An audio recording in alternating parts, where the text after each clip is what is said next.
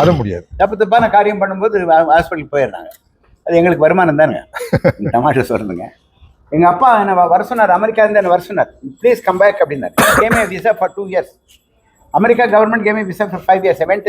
1972 போயிட்டு அப்பா 2 வருஷம் கூப்பிட்டார். அப்பாவா அமெரிக்காவான்னு கேட்டப்போ நான் அமெரிக்கான்னு சொல்லிட்டு அமெரிக்கான்னு சொல்லிட்டு அப்பான்னு சொல்லி இங்கே வந்துட்டேன். நான் யூஸ்வலாக போனோம் வரமாட்டாங்க. என்ஆர்ஐன்னா நான் returning Indians are not required Indians. பாருங்க என்ன சொல்றது, அமெரிக்கா போனாலும் வர்றது இல்லை, பிள்ளையெல்லாம் வெள்ளை வெள்ளையா இருக்காங்க. அப்புறம் போய் படித்தேன், நிறைய படிச்சுட்டு வந்து இங்கே ஹாஸ்பிட்டல் ஆரம்பித்தேன். இந்தியாவில் அப்போலோ ஹாஸ்பிட்டல் இப்போ கிடையாது, பெரிய பெரிய ஹாஸ்பிட்டல் கிடையாது. நான் வந்து முதல்ல கோயம்புத்தூர்ல ஆரம்பிக்கும் போது அமெரிக்கன் ஸ்டாண்டர்ட் ஹாஸ்பிட்டல் ஆரம்பிக்கணும்னு சொல்லிட்டு latest ventilator, latest ECG machine கொண்டு வந்து ஒரு 10 பெட்டோடு ஆரம்பித்தேன். இப்போ கடைசியில் 52 வருஷத்தில் 500 பெட்டு, சுமார் 2000 பேர் வேலை பண்ணுறாங்க. என்னுடைய சன் அசோக் டாக்டர் ஆகலை, அவர் சாஃப்ட்வேர் எக்கனாமிக் ஜோன் ஆரம்பித்து அவர் 20,000 பேருக்கு வேலை கொடுக்குறாரு. வருஷத்துக்கு ஒரு 50,000 கோடி எக்ஸ்போர்ட் பண்ணுறாரு. அதனால 50,000 கோடி நிஜமாக சொல்கிறேன். ஏன்னா நல்ல வேலை அவன் டாக்டர் ஆகும். டாக்டராக இருந்தால் கார்டியாலஜிஸ்ட், நியூராலஜிஸ்ட் அப்படி தான் இருக்க முடியும். அவர் ஒரு விஷனரிங்க, அவர் பேரோ விஷனரி டாக்டர்னு சொல்கிறேன். நானும் அதே மாதிரி விஷனரி டாக்டர். அவர் என்ன பண்ணுறாருங்க, ஒரு 10,000 பேருக்கு சொல்லிக் கொடுக்குறாரு. ஐயோ, பிஏ, பிஎஸ்சி, பிஎட் அது மாதிரி சொல்லி கொடுக்குறாரு. 10,000 பேருக்கு வேலை வாங்கி கொடுத்துறாரு, பொழப்ப உண்டாக்கி கொடுத்துட்றாரு. நான் பிழைக்க வைக்கிறேன்.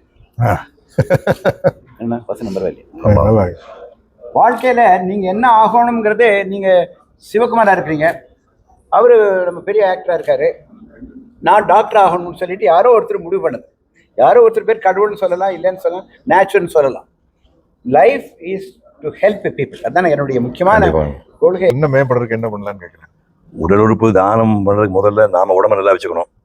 நீங்கள் உடம்பு நல்லா வச்சுருந்தா இன்னொருத்தருக்கு தானத்துக்கு போகணும். இப்போ உங்களுக்கு ஒரு நாளைக்கு வந்து காலையிலேருந்து மறுநாள் கூட 2 லிட்டர் தண்ணி குடிக்க சொல்கிறான். 2 லிட்டர் தண்ணி குடிச்சு ஃப்ளஷோ கிட்னி த்ரூ மவுத்துங்கிறாங்க. அதை நீங்கள் ஒழுங்காக பண்ணால் உங்களுக்கு கிட்னி பிரச்சனை வராதில்ல.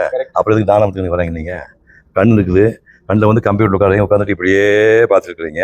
அப்போ வேறு படிக்காமல் இப்போ ஒரு 8 வயசு 10 மாதிரி சோடா அப்படி கண்ணாடி போட்டுக்குது. கண்ணில் வந்து ஒரு நீரோட்டம் இருக்குது. கண்ணு ஏன் சிமெண்ட் தெரியுமா? அது இந்த ஷட்டை க்ளோஸ் பண்ணும்போது உள்ள அந்த வாட்டர் சர்ஃபேஸை ரெடி பண்ணுறது. அது நீங்கள் இப்படியே பார்த்துட்டு ட்ரை ஆகி போகுது.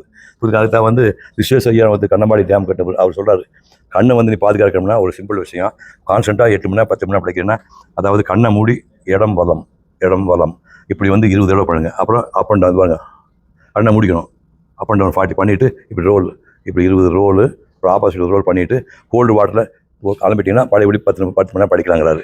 இதெல்லாம் யார் பண்ணுறீங்க நீங்கள்? அது மாதிரி உடம்பு நீங்கள் கரெக்டாக வச்சிட்டிங்கன்னா அந்த தான பிரச்சனையே வராது.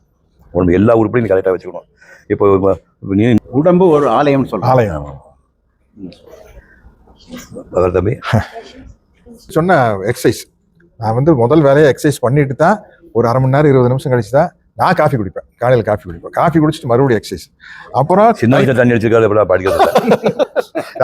அதெல்லாம் இல்லாமல் அப்புறம் எப்படிங்க? அதெல்லாம் இப்போ கிடையாது. அது காஃபி டீ அப்படி தண்ணி அடிப்பேன் நான். அது நீங்க நான் யாராச்சும் ஒருத்தர் மாதிரி இருக்கு. அதனால என்னை பொறுத்த வரைக்கும் நேரம் கிடைக்கும் போதெல்லாம் எக்ஸசைஸ். ஷூட்டிங் ஸ்பாட்ல இப்ப எங்களுக்கு கேரவான் கொடுத்துறாங்க.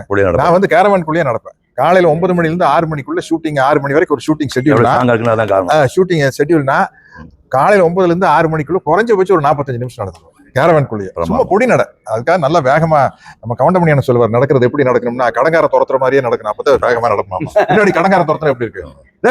கடன் வாங்கி 3 மாசம் ஆச்சு, வட்டியும் கொடுக்கல, அசலும் கொடுக்கல, எங்கே போறேன்னா நம்ம ஒரு வேகம் போவோம் இல்லைங்க. அப்படி நடக்கணும்னு கவுண்டமணியான சொல்லுவாரு. அது அப்படி இல்லை, அவ்வளவு ஸ்பீடா நடக்க முடியாது. நடப்பேன். மறுபடியும் சாயந்தரம் வந்து ஒரு கொஞ்சம் எக்ஸசைஸ் பண்ணிப்பேன். அதனால வந்து எக்ஸசைஸையும் வாழ்க்கையும் தனியா பிரிச்சுக்கிறது இல்லை. எக்ஸசைஸோட சேர்ந்ததுதான் வாழ்க்கை அப்படின்னு